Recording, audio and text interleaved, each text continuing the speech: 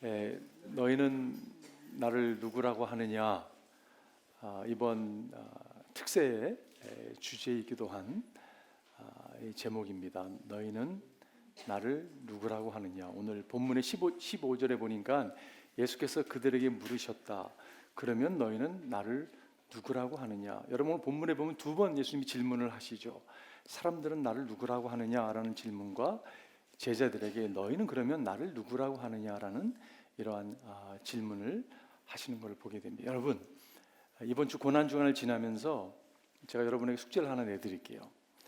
주님께서 여러분과 저에게 이 동일한 질문을 한다면 여러분은 어떻게 답을 하시겠습니까? 지금 여러분 답을 당장 할 수도 있겠죠. 그런데 그렇게 하지 마시고요. 한번 여러분 이번 한 주를 지나면서 정말 예수님이 나에게 어떤 분이신가? 여러분 한번 질문해 보시기를 바라요. 그리고 주의 음성이 여러분과 저에게 들려지기를 정말 기도합니다. 우리가 베드로 같은 고백을 여러분 하나님께 했으면 좋겠어요. 오늘 본문은 이렇게 시작합니다. 예수께서 빌립보의 가이사라 지방에 이르러서 제자들에게 물으셨다. 사람들이 인자를 누구라고 하느냐? 지금 빌립보의 가이사라 지방에 머물러서 도착하셔서 이르셔서 이 질문을 하고 있는 걸 보게 돼요. 여러분 굉장히 중요한 겁니다. 예수님께서 이 빌립보의 가이사라 지방에서 한 질문이 중요한 거예요. 이 지역이 참 중요한 것입니다. 왜냐하면요, 여러분 이 빌립보의 가이사라 지방은 어떤 곳이냐면 이 팔레스타인에 여러분 지도를 보시게 되면 그 최북단에 있는 곳입니다. 헤르몬산 그 산 기슭에 있는 아주 아름다운 마을이었어요. 이 마을은 어거스터스 로마 황제가 헤롯 대왕에게 선물로 줬던 곳입니다. 여러분 성경에 보게 되면 뭐 이렇게 왕들도 많이 나오는 것 같고 로마 제국 시대인데 헷갈릴 수가 있거든요. 여러분 그 당대는 로마 제국이 지금 통치하던 시절이었습니다. 그런데 팔레스타인의 한 부분들 인근 나라를 헤롯 왕가에게 통치권을 주었습니다. 그러니까 엄밀히 따지면 로마 제국 밑에 지금 헤롯 왕가가 지금 통치하는 분분 왕으로 통치하는 그런 시절이었어요.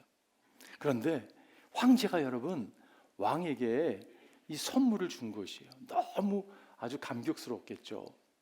헤롯 왕가들은요 어떻게 하면 정말 아부라도 해서라도 이 로마 황제 이 지방과 잘 엮어 나가야 되는 그런 생각이 들어 있었습니다. 그런데 선물을 받았으니 얼마나 기쁘겠어요. 그랬더니 황제의 신상을 그 마을에 이렇게 세웁니다. 헤롯 대왕은 죽고 헤롯 대왕의 아들이었던 헤롯 빌립이 그 지역을 감당하게 되죠. 그리고 어거스트 대왕도 황제도 죽고 그 티베리우스라고 하는 그 황제 시절에 지금 빌립이요 그 이름을 바꿉니다. 이름을 뭐라고 바꿨냐면 빌립보의 가이사라라고 이름을 바꿨어요. 가이사라는 것은 시저를 이야기하는 거죠. 로마 황제를 드러내는 이름입니다. 여러분 이름이 두 가지 인물이 나와요, 그죠? 가이사 로마 황제도 나오고 빌립이라는 사람이 나오는 걸 알 수가 있어요. 다시 말해서 이 지역은 어떤 지역이었냐면요, 최대의 권력, 최대의 힘을 자랑하던 그 당대 최대의 명예를 그 무엇보다 중요시 여기는 곳이 빌립보의 가이사라 지방이었다는 것이에요. 여러분 이 지역은요 아주 오래된 고대 지역이었습니다. 이곳은 판이라고 하는 그리스 신화에 나오는 신을 섬기던 우상이 많았던 곳이었어요. 지금 로마 황제의 신상이 있고 여러분 힘이면 다 되는 그런 곳에 주님께서 그 지역에서 사람들이 나를 누구라 하느냐는 질문은 굉장히 중요한 질문이었어요. 너희는 나를 누구라 하느냐? 여러분 오늘날에도 마찬가지입니다. 오늘날에도요 힘이면 다야, 돈이면 다지, 권력이면 다 누릴 수 있어. 우리는 권력을 추구하고 살아가는 사람들이야 라고 이야기하는 이 시대에 주님께서 여러분과 저에게 동일한 질문을 한다면 우리의 답은 무엇이냐는 것이에요. 너희는 나를 누구라 하느냐? 여러분 그 질문에 제자들이 답합니다. 제자들이 대답하였다. 세례자 요한이라고 하는 사람들도 있고 엘리야라고 하는 사람들도 있고 에레미야나 예언자들 가운데 한 분이라고 하는 사람들도 있습니다. 무슨 말이에요? 예수님은요 사람이라고 얘기한다고, 죽은 세례요한이 살아났다고 얘기하기도 하고, 선지자, 예언자, 엘리야나 에레미야 같은 인물로 여깁니다라고 이야기하고 있어요. 여러분 오늘날도 마찬가지입니다. 여러분 길거리 나가서요, 스트릿 인터뷰를 한번 해보십시오. 예수님이 누구라고 생각하세요? 질문한다면 답들이 여러분 어떤 답이 나오냐면요, 이런 답이 나와요. 예수님은 훌륭한 도덕 선생님입니다. 예수님의 삶을 보십시오. 그분의 메시지는 사랑의 메시지 아닙니까? 그분은 귀한 분이세요. 성경을 전혀 읽지 않은 사람의 답이에요. 여러분 성경에 예수님 훌륭한 도덕 선생이라고 이야기하지 않습니다. 간디 선생이 성경을 많이 읽었다고 하죠. 근데 그가 성경을 제대로 읽었다고 생각하지는 않아요. 왜냐하면 간디가 이런 표현한 적이 있습니다. 예수를 통해서 영생을 얻을 수 있다고 말하는데, 예수가 만일 하나님의 아들이었더라면 우리 모두도 하나님의 아들이라고 말하게 될 것입니다. 나는 예수의 죽음과 희생 그리고 영적인 선생으로 받아들일 수는 있지만 하나님의 아들로 받아들일 수는 없다라고 이야기했어요.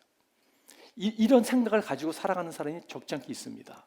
여러분 혹시 여러분과 제가 이 생각을 가지고 이렇게 답하지 않기를 바라요. 큰일 날 일이죠. 그런가 하면 무신론자였던 C.S. 루이스는 그가 예수를 알고서, 예수를 발견하고 나서, 성경을 알고 나서 그가 이렇게 고백합니다. 예수님을 훌륭한 도덕 선생으로 받아들이면서 하나님의 아들로 받아들이지 않는 것은 어리석은 것이다. 예수께서 보통 사람이면서 그가 하는 말을 어떻게 받아들여야 하는가? 우리에게는 두 가지 선택밖에 없다. 하나는 그는 미치광이든지 아니면 하나님의 아들이라는 사실이다. 성경을 공부하게 되면, 성경을 펼치게 되면 여러분 예수가 누구인가를 드러내주고 있는 것을 알 수가 있어요. 예수는 하나님의 아들이십니다. 그런데 세상은 그냥 훌륭한 한 사람에 불과해라고 이야기하는 사람들이 있어요. 또 어떤 생각이 있냐면요, 예수는요 신화적 인물이다, 미티컬한 피겨라라고 생각하는 사람들이 있어요. 동화책에나 나오는, 그리스 신화에 나오는 그런 인물에 불과하다라고 여러분 생각하는 사람들이 있어요. 그 생각에는요 두 가지가 깔려 있습니다. 어떤 생각이 깔려 있냐면 그는 역사적인 인물이 아니다라는 생각을 하고 있어요. 여러분 어떻게 예수님을 역사적인 인물로 받아들이지 않을 수 있습니까? 역사가 이해하고 있는데, 그렇지 않아요, 그죠? 어떻게 역사에 예수를 빼고서 역사가 쓰여질 수 있겠어요, 그죠? 기독교 초대 교회 역사를 보십시오. 놀라운 일들이 많이 있습니다. 여러분 초대교회 성도들은요 핍박 가운데도 웃던 사람들이에요. 지금 콜레시즘에서 맹수의 밥이 되는 상황인데도 불구하고 소망을 가지고 찬양하면서 죽음을 맞이했던 사람들이 우리 선조들이에요. 여러분 근데 핍박을 하면 교회가 숫자가 줄어들어야 되잖아요, 그죠? 희한한 게 있습니다. 기독교는요 핍박하면 핍박할수록 교회 성도가 늘어나요. 설명할 수 없는 거 이거는요. 전염병이 돌 때 그 누구보다 주님의 사랑으로 믿는 사람뿐만 아니라 안 믿는 사람까지 다가가서 섬기고, 이게 여러분 우리 믿음의 사람들이었어요. 우리 선배들이었어요. 신하다, 역사 인물이 아니다라고 여기는 사람들이 있어요. H.G. 웰스라고 하는, 허버트 조지 웰이라고 하는 영국 유명한, 오늘 여러분 코테이션이 많은데 이분이요 역사가 이렇게 표현했습니다. 저는 역사가이지 신앙인이 아닙니다. 신앙이 없던 사람이에요. 하지만 내가 역사로 부인할 수 없는 한 가지는 무일푼 설교자인 나사렛 출신이 역사의 결정적인 중심이라는 사실입니다. 역사에 예수님이 센터가 되는 것을 알 수가 있어요. 그리고 사람들이 신화라고 이야기하는 중에 하나가 뭐냐면 이거는 제자들이 꾸민 이야기다. 여러분 제자들이요 3년 동안 예수를 따랐어요. 근데 예수님이 갑자기 십자가를 지더니 죽으셨어요. 3년이 너무 아깝다. 그래서 우리가 기독교라는 종교를 하나 만들어서 뭐라도 해보자. 그래서 만들었다는 거예요. 신화를 만들었다는 거예요. 여러분 이게 가능할까요? 이 제자들이 어떤 제자들이었습니까? 겁쟁이 제자들이 이게 가능했을까요? 불가능하게 봅니다. 알버트 아인슈타인이 유대인이었잖아요. 그분이 이렇게 표현했습니다. 한 신문사에 기재된 건데, 나는 어렸을 때부터 성경과 탈무드의 가르침을 배워왔다. 나는 유대인인데 성경에 나오는 빛나는 예수의 이야기에 나의 마음을 사로잡혔었다. 예수님은 글로 꾸며 쓰기에는 너무나 거대하다. 복음서를 읽으면서 예수님의 임재를 느끼지 못하는 사람은 없을 것이다.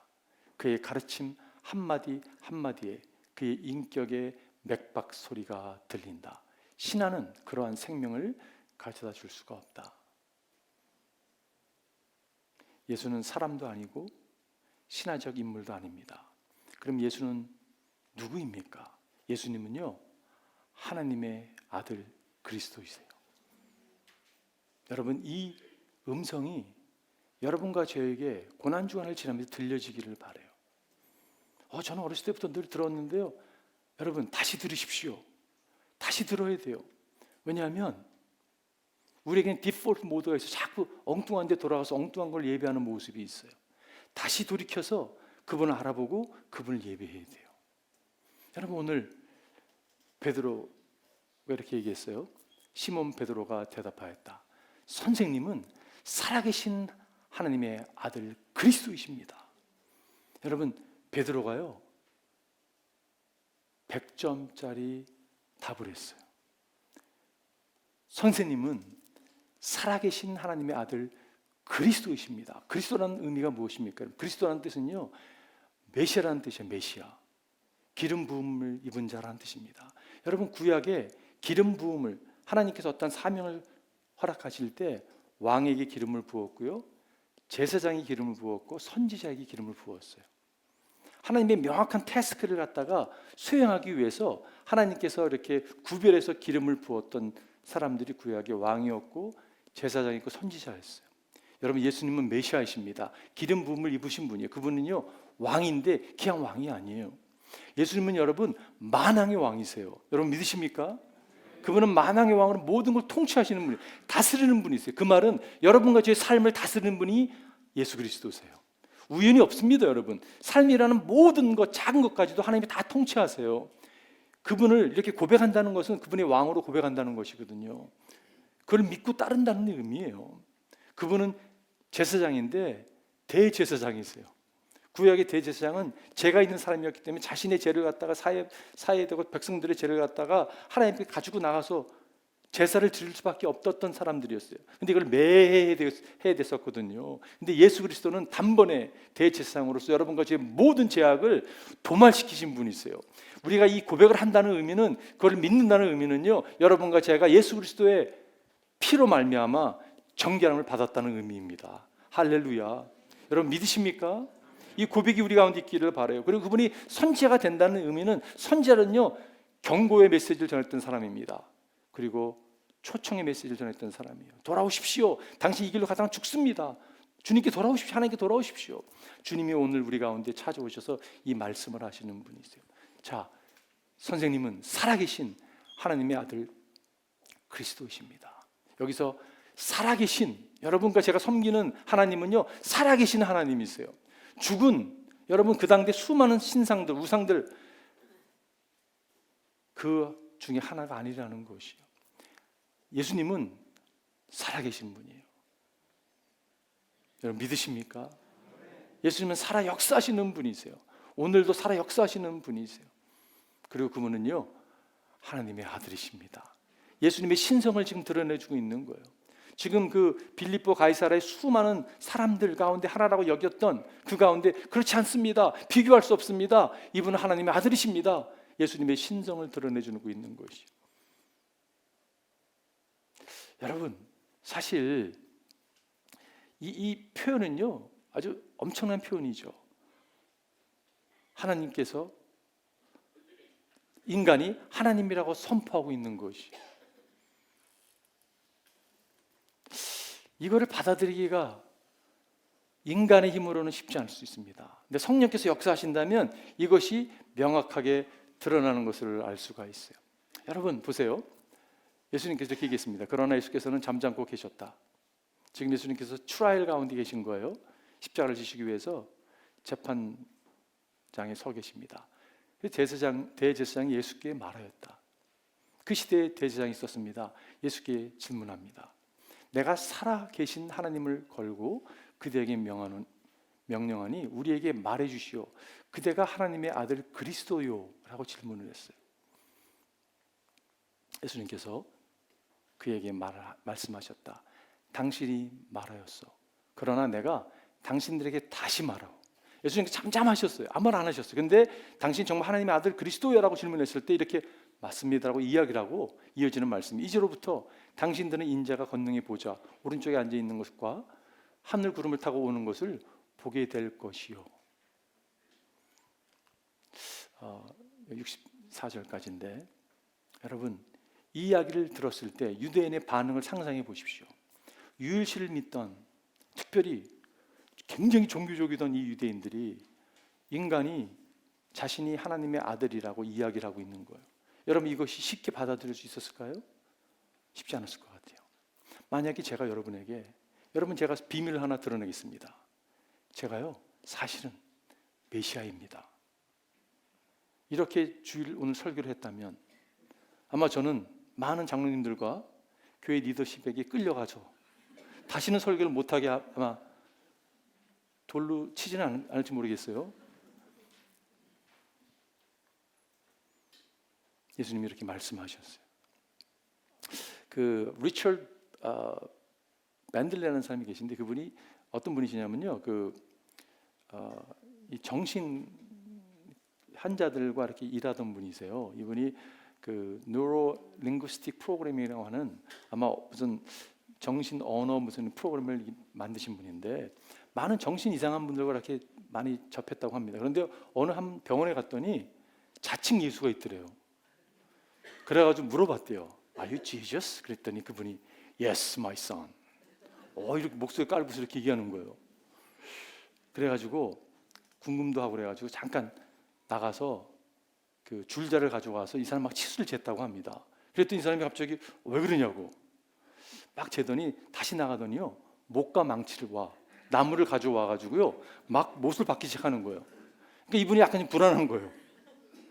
당신 뭐 하는 거냐고 그 자칭 예수가 질문하니까 이분이 뭐라고 했냐면요, 당신이 예수라면 당연히 알 거 아니냐고, 십자가에 못 박혀야 되지 않냐고 이야기를 한 거죠. 그랬더니 갑자기 정신이 돌아왔대요. No, I'm not Jesus. 여러분, 웃을 얘기예요, 그죠? 근데 예수님이 이 말씀을 하셨을 때는요, 웃는 사람이 하나도 없었습니다. 웃을 일이잖아요, 그죠?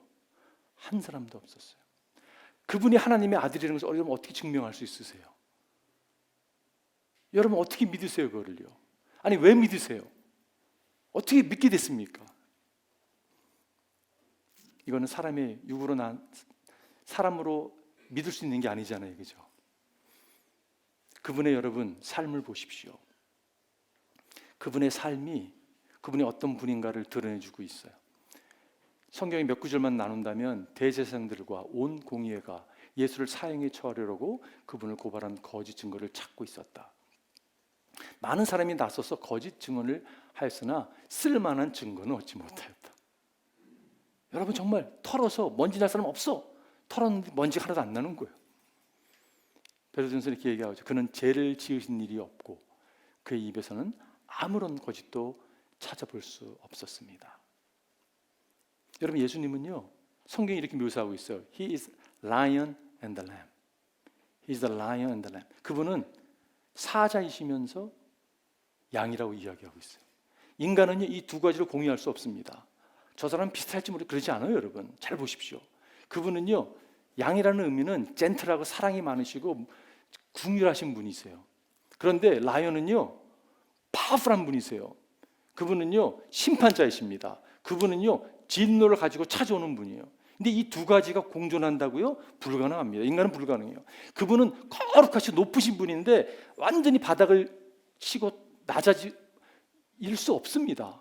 여러분, 인간은 할 수가 없어요. 근데 그분의 삶을 보게 되면 그것이 확연히 드러나죠.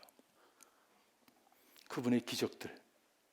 여러분, 우리가 요한복음을 계속 제가 강의를 했었는데 예수님의 여러분 정말 사인들이 계속 나오잖아요, 그죠? 예수님이 사인을, 기적을, 이적을 행하시는 이유는 우리로 하여금 그분이 누구인가를 바로 알게 하기 위함이라고 말씀을 나눴어요.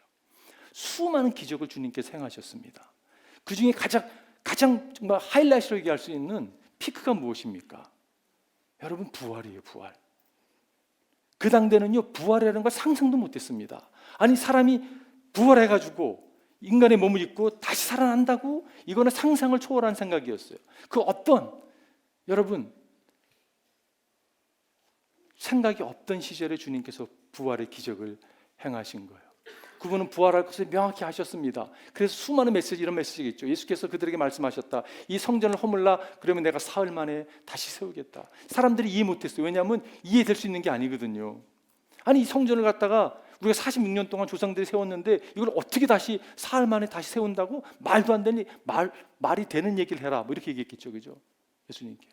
예수님은 당신의 성전이 아니라 당신의 부활을 말씀하신 거예요. 그죠?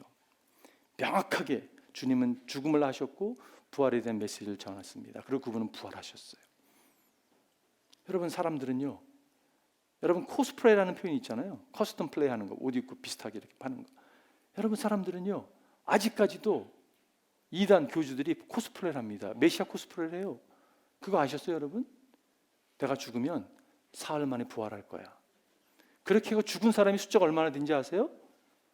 많이 있어요. 정확하게 카운트 안 됐지만 많은 사람이 이렇게 죽었어요. 근데 깨어난 사람이 한 사람도 없어요. 그냥 코스플레이 한 거죠. 그분의 기적들 뿐만입니까 여러분? 그분의 향한 예언들, 수많은 예언들이 성경에 기록되어 있습니다. 예수님께 초림에 대한, 예수님의 재림에 대한 이야기 여러분 얼마나 많이 나열되어 있는지 모르겠어요. 뭐 그중에 하나만 나눈다면 이런 거죠. 그러므로 주님께서 친히 다윗 왕실의 한 징조를 주실 것입니다. 보십시오. 처녀가 잉태하여 아들을 낳을 것이. 처녀가 어떻게 잉태를 합니까? 상상이 안 되는 이야기잖아요. 그가 그 이름을 임마누엘이라 할 것이다. 처녀가 잉태해서 아들을 낳을 것에 대한 예수님의 예언이 예수님이 오시기 700년 전에 이사야를 통해서 예언된 말씀입니다. 근데 이런 예언된 말씀이 성경에 얼마나 있냐면요 300개 이상이 있습니다. 조시 맥도날드라고 하는 특별히 대학생들에게 인기가 있는 옛날 분이시지만 그분이요 에비던스라고 하는 증거라는 책에서 그 이야기를 해요. 300개 넘는 예언이 다 성취됐다는 것이 예수님의 초림에 성취가 됐습니다. 그러면서 이렇게 예를 들었습니다. 한 피에러 스토너라고 하는 한 수학자를 예를 들면서 그 사람은 이제 수학으로 모든 걸 푸는 사람인데 이 확률 이것이 예언이 확률적으로 승산이 얼마나 됩니까를 연구하는 사람인데 그 사람이 좀 쉽게 표현해 줬어요. 이게 무슨 뭐 공이 17개 붙고 뭐 여러 가지 뭐 수학적인 표현을 썼는데 쉽게 이렇게 표현했습니다. 텍사스주에 여러분 텍사스 얼마나 큽니까? 2feet 정도를요 1불짜리 동전을 쫙 깔아 놓는 거예요. 근데 깔아 놓기 전에 하나를 딱 선택해가지고 거기다 X 마크를 딱 하고 막 믹스해가지고 2feet으로 스테이트 오브 텍사스가 얼마 큰데 쫙 깔았습니다. 그리고요 블라인드폰드를 시켜가지고 눈을 가리게 해서 한 사람이 막 헤매다가 딱 써가지고 딱 픽업을 했는데 그게 X마크 동전이라는 것이에요. 그 확률이라는 것이에요. 300개가 아니라 8개만 뽑아서 한다 할지라도 그분의 삶, 그분의 기적들, 그분이 예언들 이런 것이 여러분 다 성취된 것을 우리는 알고 있어요. 자, 결론 내리면서 예수께서 그에게 말씀하셨다. 시몬 베드로야, 너는 복이 있다. 너에게 이것을 알려주신 분은 사람이 아니라 하늘에 계신 나의 아버지이시다. 저는 이 말씀에요 너무 이번 주 묵상하면서 하나님 정말 우리 성도님들이 하나님 복 받기 원합니다. 진정한 복을 받기 원합니다. 하나님을 알 수 있는 이거는 사람의 힘으로 될 수 있는 게 아닌데 하나님 정말 복 받기 원합니다. 왜 이게 복이냐면요 여러분 예배의 대상을 명확하게 알지 않으면 평생 엉뚱한 거를 숭배하다가 종칠 수 있는 게 인생이에요. 평생이요 내가 예배를 참석했음에도 불구하고 평생 엉뚱한 거를 숭배하고 살다가 인생을 망칠 수 있는 게 우리의 모습이 될 수 있습니다. 정말 기도하기는 하나님 나타내 주셔서 우리가 예배의 대상을 명확히 알고 예배하기를 바라요. 여러분 모든 사람은 숭배자인 거 아시죠? 모든 사람은 무엇인가를 월십하고 있습니다. 근데 그 월십이 우상이 될 수도 있고 하나님이 될 수도 있는 거예요. 데이비드 파스터 윌리스라고 하는 포스트모던 그 작가인데, 여러분 이분이 한 대학교에서 이렇게 졸업 연설을 한 분이십니다. 내용이 너무 좋은 것 같아요. 실제로 무신론자는 없다. 실제로 모든 사람은 무엇인가를 숭배하고 있다. 내가 숭배하는 것이 결국 나를 소멸시킬 것이다. 굉장히 중요한 표현이라고 생각이 들어요. 물질을 숭배하면 늘 부족하다고 여길 것이며, 미를 숭배한다면, 미 숭배하는 분 계세요? 특별히 여성분들 가운데 많이 계실 수도 있는데, 늘 못생겼다고 여길 것이며, 동시에 나이가 들어감에 있어 좌절감은 더할 것이며, 지적인 것을 숭배한다면 늘 어리석다고 느낄 것이다. 그리고 이것들은 당신을 산채로 잡아먹을 것이다. 어느 한 대학교 졸업 연설에서 이야기를 했는데, 이분이 이야기를 하고 2주 후에 자살을 합니다. 이분이 신앙이 있던 분이 아니었어요. 사람들이 질문합니다. 과연 데이비드 파스터 윌리스를 산채로 삼킨 우상은 무엇이었을까? 여러분, 우상을 섬기면요, 우상은 여러분을 산채로 잡아 삼켜버립니다. 정말 죄송합니다. 예배당에 와서도요, 두 사람이 앉으실 수가 있어요. 한 사람은요, 이렇게 예배드려요. 하나님, 제가 주를 위해서 이것도 하고 저것도 하고 하지 않습니까? 제가 예배도 참석하고요, 그렇기 때문에 당신은 나에게 복 줄 이유가 있습니다. 그리고 제가 원하는 복은 이겁니다. 나열하죠. 이거를 꼭 요 시간에 맞춰서 꼭 성취해 주셔야 됩니다. 그러지 않으면 저 삐질 거예요. 신앙의 주어가 내가 항상 센터가 되는 거예요. 여러분, 하나님은요, 복 주시는 분이세요. 명확히 아셔야 됩니다. 하나님 우리의 필요를 채워주는 분이세요. 그런데 그것이 전부인 양 여기는 것은 신앙 아니에요. 내가 요술 램프를 비벼서 내게 원하는 것을 충족되면 기뻐하고 좋아하고, 그렇지 않으면 삐지는 것은 신앙 아닙니다, 여러분. 신앙은요, 그 옆에 사람 어떤 사람이 앉아 있냐면 예배자예요. 예배자는 그분이 나의 왕이에요.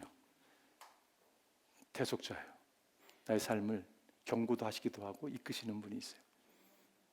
왕이라는 건 통치하시는 분이잖아요. 다스리는 분이잖아요. 여러분, 무슨 일이 난다 할지라도 그분이 나의 삶에 왕으로 모시고 예배하는 사람, 여러분과 제 그런 자들이 되기를 바라요. 제가 오늘 이야기 하나 하고 우리 성찬식 하기 원하는데요. 알빈 잭슨이라는 대학생 한 명이 1학년 프레시맨 들어갔습니다. 대학교 딱 들어갔는데 필로소피 101에서 교수랑 부닥쳤어요. 교수가 뭐라고 얘기했냐면, 첫날 딱 여러분 가운데 기독교인들 있을 것이 모르는데 철학 내가 강의를 하면서 여러분이 믿었던, 특별히 기독교인들 믿었던 예수 그리스도가 주일학교에서 배웠던, 교회에서 믿었던 그분이 Son of God이 아니라는 것을 내가 증명할 거라고. 좋은 선생이지만 그분은 하나님이 아니라고 증명할 거라고. 그랬더니 알빈이 손 번쩍 들었어요. 번쩍 들더니 Yes, he is. 그걸 딱 앉는 거예요. 사람들이 좀 미친 거 아니야? 교수를 갖다 반박해? 이분이, 교수가 뭐라고 했냐면, 젊은이, 한 학기만 나에게 시간을 주게. 자네가 이 한 학기를 마칠 때는 그런 이야기를 안 할 것이었어요. 하고 한 학기가 진행되는데 예수님에 대해서 그분이 하나님이 아니라는 이야기를 할 때마다 알비는 손을 들고 Yes, he is. 계속 그러는 거예요. 친구가 너 미쳤어? 왜 자꾸 점수 안 나와? 막 이렇게 하면서. 그리고 한 학기 끝났습니다. 여러분, 점수는 잘 받는지 모르겠어요. 그리고 한참 수년이 지났습니다. 수년이 지났는데 이 알빈 잭슨은 미시시피에 있는 한 교회의 목사가 됐어요. 그리고 어느 한 모임에 강사로 초빙돼서 설교를 하게 됐는데, 설교 끝나고 사람이 인사를 하는데 저기 한 분이 눈에 들어왔습니다.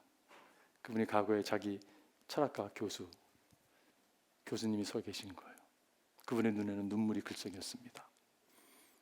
엘빈 목사님을 안아주면서 그분이 한 말, Yes, he is. 그렇게 고백했다고 해요. 여러분, 한번 기도하겠습니다.